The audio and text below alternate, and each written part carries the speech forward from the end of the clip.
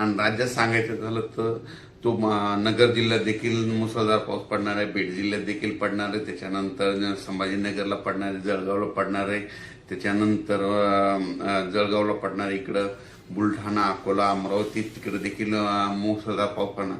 म्हणजे सांगायचं झालं तर 18 मे पासून तर 30 मे पर्यंत 18 पासून जवळपास 12 दिवस दररोज 2-2 दिवस भाग बदलत ओढे नाले वाहतील असा पाऊस पहिली वेळ मेच्या शेवटच्या आठवड्यात येणार आहे म्हणून हा अंदाज लक्षात येतात.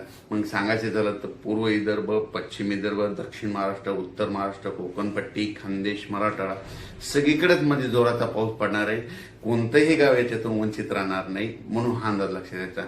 सांगायचं झालं तर म्हणजे आज आहे 18 मे 2025, म्हणजे आजपासून जवळपास 12 दिवस राज्यात दररोज वेगवेगळ्या भागात जोराचा पाऊस पडणार आहे. वड्याला पाणी येणार आहे, नाल्याला पाणी येणार आहे, नदीला देखील मध्ये ना त्याच्यानंतर 22 मे ते 30 मे दरम्यान नद्याला देखील पाणी येणार आहे म्हणून हा अंदाज लक्षात येतात.